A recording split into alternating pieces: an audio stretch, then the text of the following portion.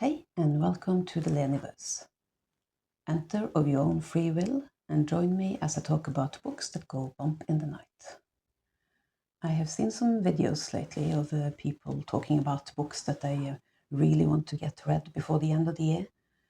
That sounds much too stressful for me. I don't need that kind of pressure. Books to be read by the end of the year can wait until December or even January. October and November are prime reading months, at least in this part of the world. You can couch up under a blanket, have a hot beverage, listen to the rain, and just be happy that you're inside and reading. October is the spooky month where we read horror and ghost stories and really get in the mood for Halloween. In this household, we're always kind of in the mood for Halloween, but we ramp it up a bit for October. October is also Victober for reading Victorian literature. I love Victorian literature, and it's been way too long since I read any, so I have made sure to add at least one Victorian novel to my otherwise spooky TBR. After October, we have non-fiction November to look forward to, and otherwise just a season where it's perfect to read dark academia or anything cozy. As I am filming this, I am still very much enjoying science fiction September, but it is time to plan for October. I went a bit overboard with my science fiction TBR, and especially considering I had a lot of a long list of books to read as well. I've tried to rein myself in a bit with my horror season books, but you know, planning is part of the fun. If I don't get to them all, well, they will be in October next year too. The biggest book on my spooky list is a bit of a transition out of science fiction September. It is post-apocalyptic horror, science fiction, fantasy, magical realism. People seem to have some trouble categorizing it. And it is about 900 pages long, so I guess there is room to put a few different genres in there. You might think that after reading The Stand this summer that I'd had enough of post-apocalyptic adventure for a time, but it actually just whet my appetite for another. The book in question is Swan Song by Robert McCammon. And it does seem to have a few things in common with The Stand. Not just the size, though The Stand is actually a lot longer. Like a third longer. In The Stand, the apocalypse was brought about by an accident in a biowarfare lab. Swan Song was written in, I think, 1989, and the apocalypse there is nuclear warfare. America in the aftermath of nuclear war. And as in The Stand, the Swan Song has some dark presence who is gathering people to him. His main goal seems to be to kill a child named Swan. And Swan has a group of people dedicated to her protection. So, a young girl with a central part in the story as opposed to Stephen King's elderly woman who was more of a prophet maybe, or a mouthpiece maybe for a higher power. Stephen King was definitely first, but from what I have heard of the Swan Song, it's reminiscent but not derivative, and is a masterpiece in its own right, and by many considered to be McCammon's best book. I look forward to that. I might read some shorter books first, though definitely I will read other books alongside it, and it will take as long as it takes. If it takes me the rest of the year, or even if I'm finishing it up in January, that's fine. The second longest book on my October TBR is another Stephen King book that I also had intended to read this summer, but The Stand took me a long while. Which is okay, because October seems a better time to read Salem's Lot. I had to return the book to the library on Reddit because somebody else wanted to read it. I have put a hold on it again, and hopefully I will get it around the middle of October. If I don't, then I don't know. I mean, I could, I suppose, read it instead, but this is absolute brick of a book, and I am a lot more in the mood for a Dracula retelling than Killer Clowns. So fingers crossed that I will get Salem's Lot. I mean, there's no rule that says that I can't read spooky books in November as well, but it would be cool to read it in October and maybe to dig up the movie adaptation to watch for Halloween. Speaking of movie adaptations, I actually have a couple of books on my list that have been adapted to movies. First one here is Bird Box by Josh Malerman. And no, I haven't seen the movie. I've heard of it, of course. I know the basics. Some sort of cosmic horror out there that if you see it, you die, or you go mad and you kill yourself, or you go mad and you die, or something. So the main character has to walk around blindfolded, trying to survive with her children. It's quite interesting to me how they made a movie out of that, because the experience of reading the book must be so different to the experience of watching the movie. Because from what I've heard, you kind of get inside Mallory, the main character's head a bit here, or her point of view, so that when she is blindfolded and groping around in the dark, the reader doesn't know what is happening around her either. On the movie, of course, you're on the outside, watching her grope around in the dark. So this seems like a intense, fast-paced ride, which is good when I have those longer books. I also have the sequel that was given me as a gift. I didn't even know there was a sequel, set several years later, which tells me that Mallory clearly survived the first book. And so since I was given the second book, I kind of had to get the first book. So let's see how I get on with this, if I end up reading both of them this month. Next book that has been turned into a horror movie is the shortest book on my list. The movie is just a couple of years old, I think, but time passes, so it might be more than a couple. The book was written in the 1980s and is a modern horror classic. The Woman in Black by Susan Hill. I hadn't heard of that book until the movie came out, and then I just kind of scoffed The Woman in Black. Is that some sort of weird take on Wilkie Collins' The Woman in White? I just wasn't interested. But I have had people tell me that the book, which is more of a novella, is actually extremely atmospheric and manages to pack so much into a few pages. I don't know if I'll see the movie, but I will definitely read the book. As for what it's about, I don't really know. It's a ghost story, I think. When a book is that short, like just a bit over 100 pages, I don't really want to know too much about the plot.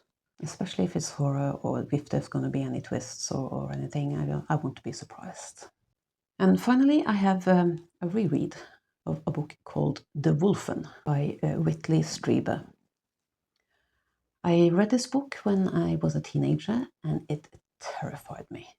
In it, you have not werewolves, but just sentient, intelligent, malicious wolves. I don't actually remember much about it, except that there was one scene that really, really scared me. But the characters think that they are safe because they are like way up in a tall building, locked in an apartment. But the wolves seem to have like, I don't know if they have opposable thumbs or what, but they are definitely able to scale buildings. And it was so scary. And that was basically all I could remember from from the book. I didn't remember the title or the author or anything, but I brought it up in a Discord server, and people immediately were like, "Oh yeah, that's the Wolfen." And it turns out there is also a movie that was made in the 80s with like really dodgy special effects. If I can track that down, I want to watch it. I hope it's not going to be a letdown when I read this again. Just this probably won't scare me as much as when I was like 15 or whatever I was when I read it. That's always a risk, but hopefully it will still be scary. Okay, what else? So that's all the books with movies attached to them. Salem's Lot, Bird Box, The Wolfen, The Woman in Black. 4 of them. That gives me a lot of viewing possibilities for Halloween as well. And then I have one more sort of longer book. I think it's just over 500 pages. If I don't get Salem Slot in time, then I will definitely give this a try. The book is The Changeling by Victor LaValle. I have read 2 books by him before. The first one was The Ballad of Black Tom, where he takes Lovecraft's perhaps most xenophobic and racist short story, and he turns it upside down. He sent this to people who Lovecraft cast as scary villains up to occult no good, and it is generally just a much better story. I love reading Lovecraft. He definitely had his faults. I also love reading newer works that go into a dialogue with Lovecraft and sort of deconstructs them and builds them up again with different points of view. The Ballad of Black Tom probably doesn't make too much sense for readers who haven't read Lovecraft, though. The other book that I have read by him is Lone Women, where a black woman becomes a homesteader in, I think, the 1800s. And she's dragging along a trunk that contains the family curse. That's a fairly short book, as well as so is The Ballad of Black Tom. But in Lone Women, he maybe tries to do a bit too much, puts in a bit too many characters. But I still really enjoyed it. I like his writing style, and I think The Changeling looks really intriguing. It's a bit longer, well, double the size easily. And it follows a man who I think is trying to track down his wife and child. The wife seems to have suffered from postnatal depression, or did she, or is it something else? And of course the title, The Changeling. In general or literary fiction, that would definitely be a sign that the mother has postnatal depression and can't connect with her child. But since it's Victor LaValle, then I'm assuming that the child really is a changeling.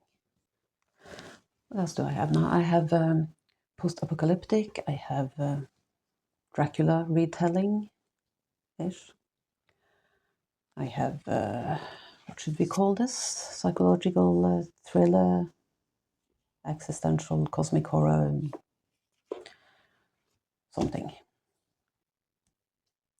I have Ghost Story. I have Scary Wolves and Other Creatures. I think we need some haunted house, don't we?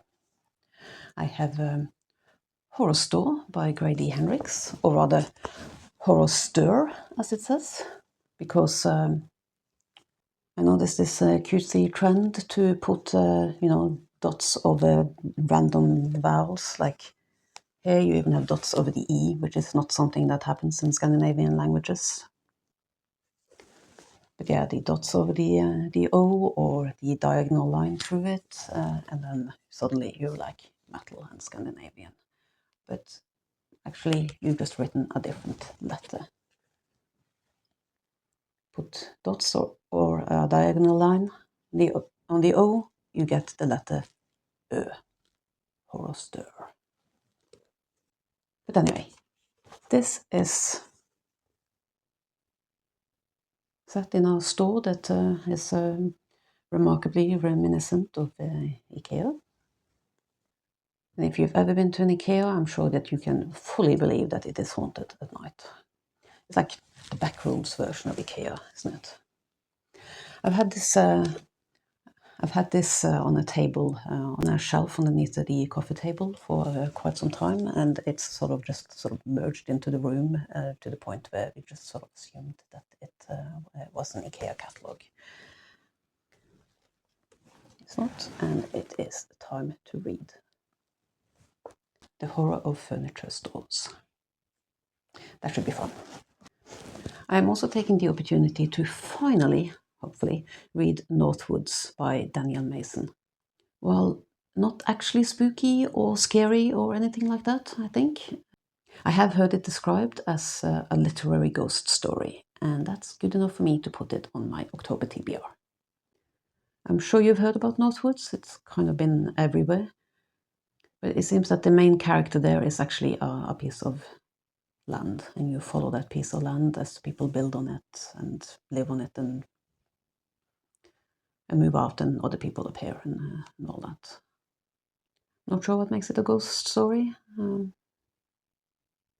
Sentient land doesn't mean haunted. It's a good excuse to finally read it. I also have a short story collection, Night Side of the River, Ghost Stories by Jeanette Winterson. I was quite excited when I stumbled across that one. I read Oranges Are Not the Only Fruit a few years ago, and it just blew me away. It was fantastic. Since then, I have read a couple of other books. I know that I think most people find that The Passion is the better book, set during the Napoleonic Wars. To me, I liked it. It was weird, but I didn't connect with the writing in the same way that I did with Oranges Are Not the Only Fruit. Don't know what it is about that book, because it's not like I identify with the character or anything. I did not grow up questioning my sexuality in an extremely religious family. There's no point of reference there, but just something about the way that book was written, the weird fairy tale stuff that I've been chasing that Jeanette Winterson high ever since, and I haven't quite found it in the other books. So with some apprehension, I am looking forward to reading her ghost stories. And finally, I have Freak's Law by Jane Flett. Freak's Law is very much giving me Angela Carter vibes, which is a bit scary because books that give me Angela Carter vibes never live up to, Angela Carter. It also reminds me a bit of Geek Love by Catherine Dunn. Maybe that will be a better comparison. Let's see. Freak's Law is set in Scotland in the 1990s. A travelling fairground comes to town, exercising an irresistible lure on the town's bored teenagers. The fairground is stuffed by people who are queer in more than one sense of the word, and they also seem to be up to something sinister. This just sounds super fun. I have quite high expectations or high hopes for this book. I actually had a couple of other options as well, but I think I'll draw the line here because as I'm actually speaking about them, it's quite clear that this TBR is long enough already. Because there will always be some library books that where I suddenly have to drop everything else and read those because they have to be returned. And it's also Victober. I have picked out 2 options for Victober. I'll only read one of them for sure. Now, could you hop sideways a bit?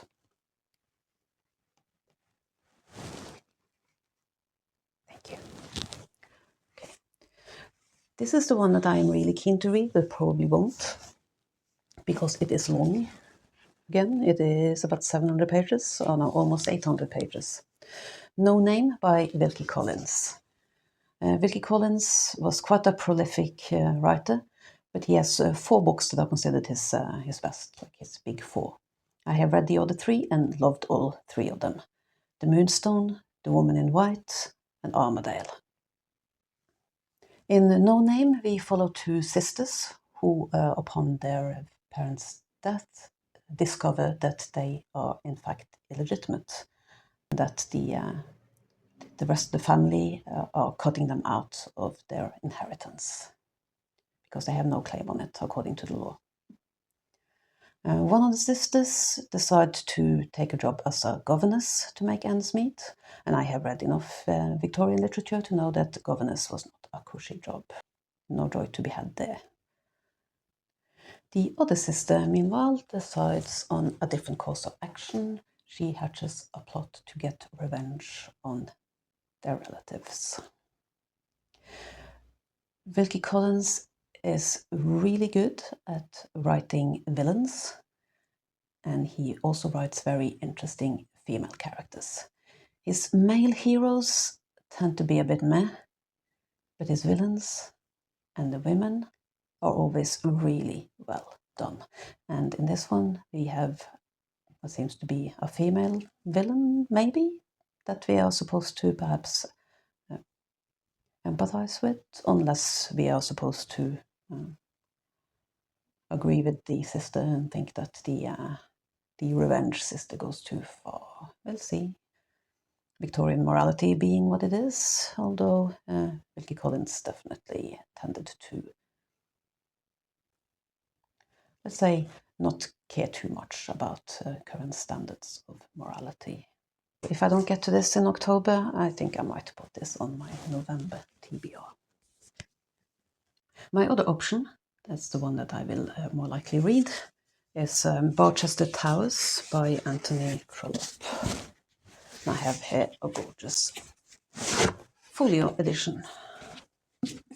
I have the whole series, in fact, that I bought secondhand because I wanted the 90s edition rather than the newer one, because I prefer the colors here. And it being a folio edition comes with some illustrations and papers. So this is the second book in his Barchester Chronicles. I read the first a few years ago, The Warden. It was all right. Not my favorite ever Victorian novel, but I liked it enough to want to get the whole set. And then I just didn't get around to reading them. A lot of people have this second book as their favorite in the series, so I really should just read it, and hopefully that will spur me on to read the rest as well. And it is a more manageable size than No Name. And then finally I have a buddy read with Ray from Ray Loves to Read. She does this thing where she reads books that are difficult. Can't remember what her slogan is. It's something Taylor Swift related, but it's about torturing herself with difficult books. And she is looking for somebody to read Ulysses with her. I have already been through that particular ordeal, and I'm not keen to do it again. But meanwhile, we are reading Crime and Punishment by Dostoevsky. I tried to read this once before, but I was 15 at the time, and I was definitely too young for it. Still, I always intended to give it another try. I didn't intend to wait quite this many years. And now I have a different translation of the book, which might also help. I have done my research, and I found that the Pavel and Volokonsky translation is the one that I will probably enjoy the most. Because that's always a balance in translation. You know, do you make it easily readable as if it had been written in English, or do you stick close to the author's way of writing things? I don't want to feel like I'm reading a British book when I'm actually reading or an American book when I am actually reading a Russian book set in Russia. But on the other hand, the translation has to be smooth enough that the sentences don't feel unnecessarily clunky and inaccessible. We don't actually have a schedule or a deadline for this book, so I don't think it has to be finished in October, but I should probably get started on it as soon as possible anyway. Finally, I also have nonfiction because I am trying to read an average of one nonfiction book per month. And I think I'm ahead of schedule, which is good because my September nonfiction book will definitely carry on into October. Shadows at Noon, the South Asian 20th Century by Joya Chatterjee. It was on the long list for the Women's Prize for Nonfiction. Unlike the other books that I have read from that long list, where I really felt like there was an emphasis on the narrative part of narrative nonfiction, this one reads more like a textbook, except that if it was a textbook, it would probably have fact boxes and timelines and summaries and various other things to help you along. With this one, I feel like I really need a lecture series to help me. It is not as big as it looks, because while it's over 800 pages, the last 150 pages are just like index, footnote, glossary. I was very happy when I discovered there was a glossary, because there are so many names and concepts in this book that I was a bit adrift at the start, especially the first chapter is because there's just so much. After about 150 pages, things started to go a bit better. Like I was starting to get a grip on well, what the narrative is. But for all that it is hard work, it is super interesting. I'm learning a lot. I'm not sure how much I will retain, but we'll see.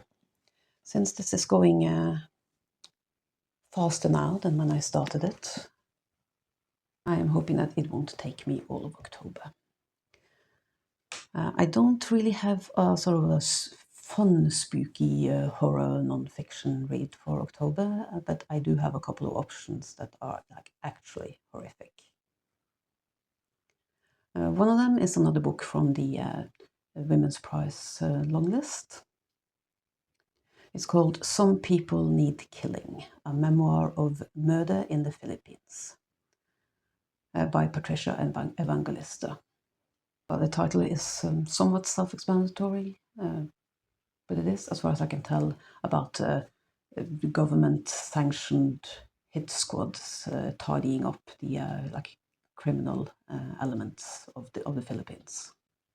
Another option is Say Nothing, a true story of murder and memory in Northern Ireland by Patrick Redden O'Keefe, and which is about the IRA. And then my third option, maybe the one that's most sort of acutely relevant right now, is The Ethnic Cleansing of Palestine by Ilan Pappe. It's not a brand new book, so it's speaking of past event, not the current ethnic cleansing. Either of those three is probably going to depress me a lot, but they also sound like important reading. So, for those of you who are still with me at this point in the video, are you reading anything spooky in October? Have you read any of the books that I have put on my TBR? If you have, which do you think I should prioritize, that I should definitely get to this month? Please leave me a comment. I'd love to see what everybody else is reading in October. And I should be back soonish with a Science Fiction September wrap-up. So if you're interested in hearing what I think of the science fiction books that I am currently reading, then do check back in a week or so, or subscribe. Subscribing is good. All right, enjoy your spooky season.